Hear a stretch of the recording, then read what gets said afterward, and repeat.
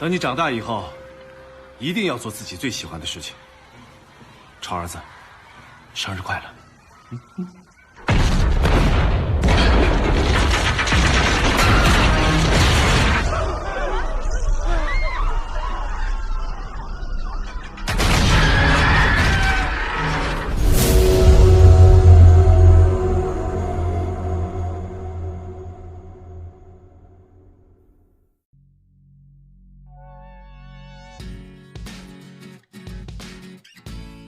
！Di video kali ini, admin akan mereview sebuah film yang berlatar belakang pendidikan yang berjudul Looking Up.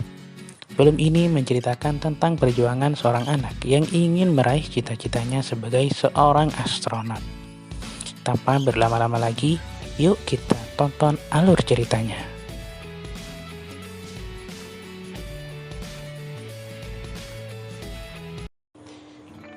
Di awal film, kita diperkenalkan dengan dua sosok astronot yang sedang melakukan sesi konferensi pers sebelum keberangkatan mereka keluar angkasa. Dia adalah Gu Xinghai dan Fei Ma. Namun ayah Fei Ma tidak menghadiri acara tersebut.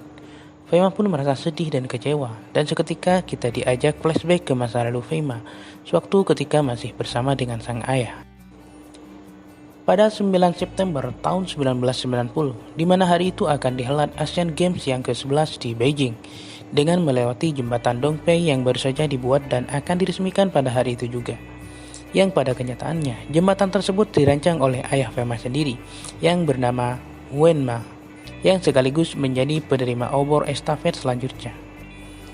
Semua penduduk berkumpul dan bersukacita menyambut pesta olahraga tersebut, termasuk Fei Ma kecil yang bertugas menyanyikan lagu bersama teman-temannya untuk menyambut obor estafet yang akan segera tiba. Setelah obor estafet berpindah tangan ke ayah Fei Ma, sang ayah menghampiri dirinya dan memberikan hadiah sebuah global yang terbuat dari bola sepak. Seketika Fei Ma kecil merasa takjub dan bangga dengan sang ayah. Namun hal itu seketika sirna setelah tanpa sebab jembatan yang akan mereka lewati tiba-tiba roboh.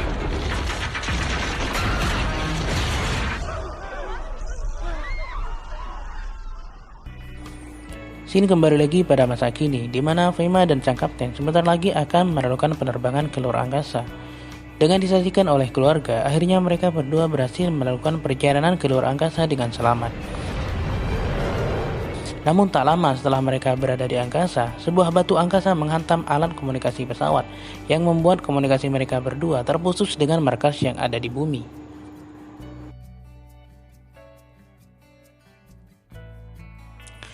Scene berpindah lagi pada masa lalu, yaitu pada tahun 1991 atau 1 tahun setelah kejadian jembatan runtuh tersebut.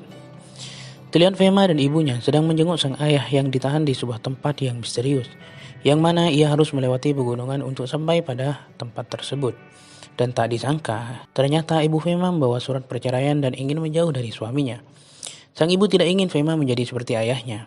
Namun sebelum meninggalkan tahanan, ayah Fei Ma berpesan pada dirinya, "Selama kamu berusaha dan berpikir keras, kau bisa menentukan apapun di bumi ini." Di dalam tahanan, ayah Fei Ma menuliskan kisahnya di sebuah buku dan mengira bahwa anaknya sedang bersekolah dan memiliki banyak teman. Yang pada kenyataannya, Fei Ma malah menjadi sasaran bullying oleh teman-temannya hingga mereka merusak global pemberian dari sang ayah. Sampainya di rumah, Fei Ma melihat ada seorang pria yang sedang bersama ibunya. Lelaki tersebut berkata bahwa ia akan membawa Fei Ma dan ibunya ke tempat yang nyaman dan akan menyekolahkan dirinya di sekolah unggulan. Yang ternyata lelaki tersebut adalah seorang pengusaha yang akan menikahi sang ibu. Sesudah 7 tahun atau pada tahun 1997, ayah Fei Ma bebas dari penjara. Walaupun 7 tahun telah lewat, ia sudah tidak diterima lagi di tempat tinggalnya. Orang-orang di sana sangat membencinya dan menyuruhnya untuk tidak kembali lagi bersama mereka. Akhirnya, ayah Fei Ma pun pergi menemui mantan istrinya. Ia ingin mengobati rasa rindu pada Fei Ma karena sudah lama ia tinggalkan. Mantan istrinya berkata bahwa Fei Ma telah dimasukkan ke sekolah SMA Boyu yang merupakan sekolah unggulan di kota Dongpei. Namun tak berselang lama, ayah tiri Fei Ma menerima telepon dari Pak Yan yang merupakan kepala sekolah Boyu. Ia mengatakan bahwa Fei Ma akan dikeluarkan dari sekolah, dan seketika itu juga mereka bertiga langsung menuju ke sekolah Fei Ma. Sampainya di sekolah, Pak Yan sedang marah-marah kepada para murid. Kemudian dari atas panggung, Pak Yan memanggil nama Fei Ma. Sambil marah-marah, ia mengatakan bahwa Fema adalah murid yang pemalas, sering bolos, dan suka melanggar aturan. Makanya nilai Fema buruk di sekolah.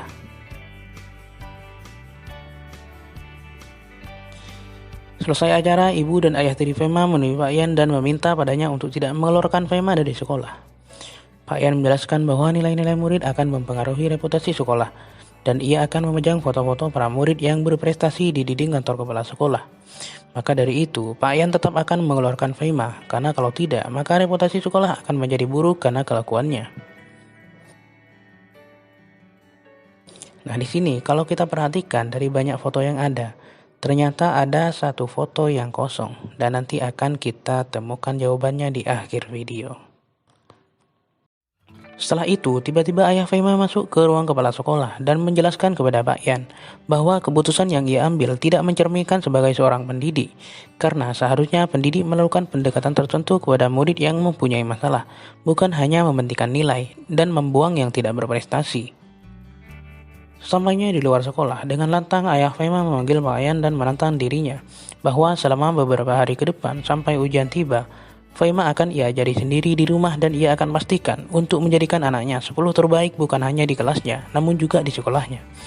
Walaupun diremehkan oleh Pak Yan, namun tantangan tersebut diterima olehnya dan akan memberikan kesempatan pada Fema jika memang Fema bisa masuk dalam 10 besar di sekolahnya. Fema pun dibawa pulang oleh sang ayah. Namun Fema belum mau berbicara dan masih sangat marah kepada ayahnya karena sudah meninggalkannya selama 7 tahun tanpa ada kabar. Tapi hal tersebut tidak berlangsung lama karena sang ayah bisa menenangkan dirinya dan memeluknya dengan erat sebagai ungkapan rasa rindu yang mendalam. Setelah itu sang ayah mengajak dirinya ke suatu tempat yang asing bagi Fema, yang ternyata tempat-tempat tersebut adalah tempat untuk orang yang mencari lowongan pekerjaan. Semenjak diusir dari tempat tinggalnya, sang ayah masih belum memiliki tempat tinggal dan juga harus membiayai kehidupannya sehari-hari. Berganti-ganti tempat, sang ayah mencoba mencari pekerjaan, namun semuanya ditolak. Tak lama setelah itu, sang ayah berpapasan dengan seseorang. Ia berkata bahwa dulu ia sangat mengagumi ayahnya dan juga dulu pernah mencoba melamar pekerjaan di perusahaan milik ayahnya. Bahkan ayahnya sendiri yang mewawancarinya. Namun karena belum memenuhi syarat, ia pun ditolak. Akhirnya orang tersebut membuka usaha sendiri. Di depan dirinya, orang tersebut memuji-muji sang ayah, namun kemudian ia memanggil semua orang untuk berkumpul di hadapannya. Tak disangka, orang tersebut langsung berbalik mencaci maki sang ayah. Dan pujian yang tadi ia katakan hanya untuk mempermalukan ayahnya. Ia hanya ingin membalas perbuatan sang ayah yang dulu pernah menolak lamaran pekerjaannya. Keesokan harinya, Fema melihat orang yang kemarin mencaci ayahnya. Ia sedang mengalami kesulitan dan memarahi bawahannya karena tidak becus dalam bekerja. Ayah Fema yang melihat kejadian tersebut menjadikannya sebagai peluang untuk mendapatkan uang. Dengan kecerdasannya, ia mau membantu pekerjaan tersebut dengan syarat ia diberi imbalan uang. Bahkan ia akan menyelesaikannya dalam 2 menit. Mendengar hal tersebut, pekerja yang lain menganggapnya mengada-ngada dan menyuruhnya pergi. Namun dia membuktikan perkataannya dan menyelesaikannya dalam waktu 2 menit. Hal tersebut membuat orang yang mencaci maki dirinya kemarin merasa menelan ludahnya sendiri. Orang tersebut malah mengajak ayah Fema bekerja sama dengan dirinya. Seketika itu, Fema mengagumi semangat sang ayah. Padahal ia sekarang sedang dibenci semua orang. Setelah itu ayah Fema menemui seorang bernama Dacu Liu. Ternyata Liu ini dulu adalah murid sang ayah dan juga sebagai orang yang paling penurut pada sang ayah. Liu juga membantu memberikan tempat tinggal pada Fema dan sang ayah. Namun Liu juga meminta tolong pada ayah Fema untuk membantunya membuatkan desain bangunan sebuah gedung dan menyelesaikannya dalam waktu 1 minggu. Hal tersebut bukanlah suatu masalah bagi ayah Fema karena pekerjaan tersebut memang keahliannya. Tempat yang mereka tinggali adalah sebuah gudang. Namun kenyataannya tempat tersebut adalah rumah mereka tempo dulu sewaktu Fema masih kecil. Di malam itu, Fema berkata pada sang ayah bahwa mustahil bagi dirinya bisa mendapatkan peringkat 10 karena Fema sadar bahwa dirinya memang bodoh. Namun Fema juga tidak ingin melihat ayahnya malu. Sang ayah pun menimpali bahwa apa yang ia katakan tentang peringkat 10 itu hanyalah gertakan semata. Ayahnya hanya ingin melihat apakah otaknya masih berfungsi atau tidak. Fema berkata bahwa menurut ibunya, ia harus belajar saat ini semata-mata hanya untuk bisa masuk di sebuah universitas terkemuka. Jika ia gagal, maka ibunya akan memberinya pekerjaan menjual kue serabi. Sang ayah pun menjelaskan bahwa hal tersebut tidaklah benar. Belajar dan masuk universitas hanyalah sarana dan bukan tujuan akhir. Semua itu hanyalah kendaraan untuk mencapai impian kita. Sang ayah pun mengeluarkan semua isi tasnya dan meletakkannya di atas meja. Ia mengukur buku-buku itu dan tingginya hanya 11 cm. Sang ayah berkata pada Fema, "Kau pasti bisa menyelesaikan setengah sentimeter setiap hari sampai ujian tiba, karena kau ini adalah anak yang jenius." Mendengar pujian dari sang ayah, seketika itu dalam hidupnya, Fema merasa seperti Hawking muda. Ia baru pertama kali merasa semangat belajar seperti itu. Bahkan di dalam kelas, pelajaran yang tidak disukai oleh Fema berubah menjadi hal yang menarik ketika ia memperhatikan dengan betul penjelasan dari sang guru. Dari hasil belajar kerasnya, Fema pun mendapat nilai ujian yang lebih baik dari sebelumnya. Sang ayah pun sangat bahagia melihat perkembangan belajar sang anak, apalagi dengan nilai yang bagus. Metode belajar yang diterapkan ayah Fema ini tidak hanya berfokus pada pelajaran semata. Ia membawa Fema langsung pada alam, pada tempat bersejarah, dan mengajarkannya arti sebuah perjuangan langsung pada kehidupan nyata. Ketika Fema tertidur pulas, sang ayah masih memegang buku tabungan yang isinya semakin menipis. Ia terlihat sangat frustasi dengan hal tersebut. Fema baru sadar bahwa yang ayahnya khawatirkan sekarang adalah uang, yang harus digunakan untuk membiayai hidupnya. Apalagi Fema menginginkan sebuah komputer. Esoknya, sang ayah pun mulai mencari uang tambahan, mulai dari mendonorkan darah, menjadi kuli, sampai menjual jam tangan miliknya. Tapi karena menawarkan pada orang yang salah, ia malah dirampok oleh pembelinya. Walaupun mengalami kejadian yang buruk, hal tersebut tidak menurunkan semangat sang ayah untuk memenuhi kebutuhan Fema. Dengan hasil jerih payahnya, akhirnya sang ayah pun bisa membelikan Fema sebuah komputer, yang mana pada zaman itu hanya orang-orang tertentu saja yang bisa memilikinya. Fema tidak bisa menyembunyikan rasa bahagianya kepada sang ayah dan memeluk sang ayah dengan erat. Tidak lama setelah itu, ibu guru Gao yang merupakan ibu guru Fema datang menemui sang ayah. Bu Gao menanyakan pada sang ayah bahwa Fema tidak pernah menyetorkan hasil PR-nya. Di saat yang lain belajar sampai jam 11 malam, Fema malah sibuk main komputer. Sang ayah pun mencoba menjelaskan pada Bu Gao bahwa memaksa para murid belajar sampai larut malam berturut-turut selama 10 tahun selama ia sekolah justru akan membuat mereka tertekan dan bisa menghancurkan ketertarikan mereka dalam belajar. Mendengar penjelasan dari ayah Fema, Bu Gao bisa menerima alasan kenapa Fema tidak mengumpulkan PR-nya di sekolah. Setelah itu, Pak Yan menemui Bu Gao dan menanyakan perkembangan belajar Fema. Bu Gao menjawab dengan penuh harapan bahwa hasil belajar Fema dengan sang ayah tidak sia-sia, walaupun masih 5 peringkat dari bawah. Namun demikian, Pak Yan tetap meremehkan Fema sebagai anak yang tidak bisa diharapkan. Ia berkata, tidak akan ada bongkahan batu bara yang bisa menjadi berlian. Esoknya, Fema diantar ke sekolah oleh sang ayah. Namun di tengah perjalanan, sang ayah malah berhenti dan membawanya ke sebuah taman. Padahal waktu masuk sekolah sudah hampir sampai. Di taman, sang ayah hanya ingin mengajarkan Fema cara menulis puisi yang baik. Maka dari itu, perlu tempat yang baik pula. Sehingga tercipta ketenangan dalam berpikir, kejujuran dari hati, dan melupakan semua apa yang dirasakannya dalam goresan tinta hitam. Sedangkan di sekolah, Pak Yan telah menunggu Fema di kelasnya, namun ia tak kunjung datang. Ternyata, di taman tersebut, Fema dan sang ayah diganggu oleh para berandalan. Sang ayah pun menyuruh Fema untuk pergi secepatnya ke sekolah. Namun, di sekolah Pak Yan telah menunggu Fema untuk dihukum karena terlambat masuk kelas. Sesampainya di kelas, Pak Yan langsung meminta tas Fema serta memeriksa isinya dan menemukan sebuah mainan pesawat di dalam tas Fema. Pak Yan lalu melemparkan mainan tersebut sampai hancur. Pak Yan berkata bahwa di sekolah ini bukanlah tempat bermain anak-anak. Akibat hal tersebut, Bu Gao yang selalu mendukung Fema mendapat teguran keras dari Pak Yan karena mentolerir anak yang nakal. Bahkan Pak Yan mengusulkan pada komite sekolah untuk membatalkan Bu Gao menjadi guru tetap.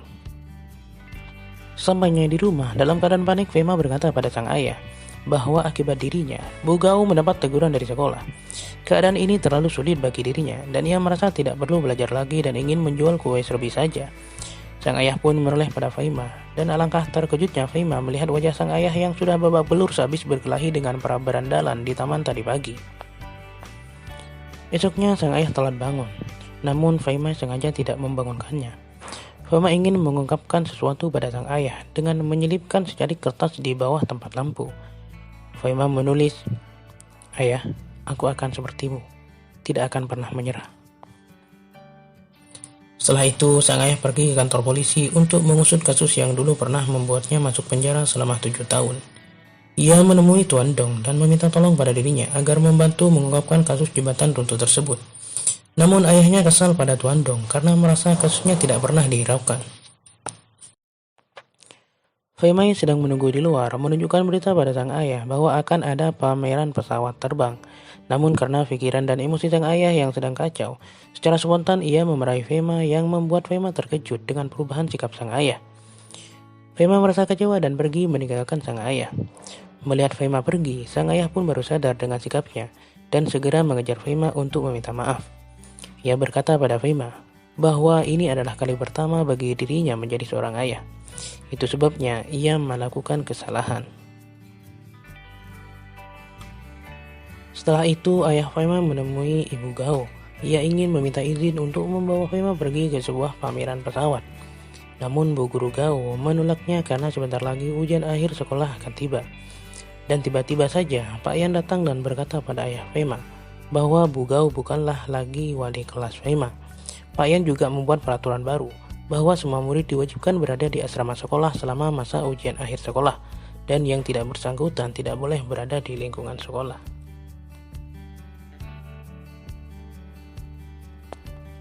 Seperti biasa, setiap malam Pak Yan mengontrol asrama para murid.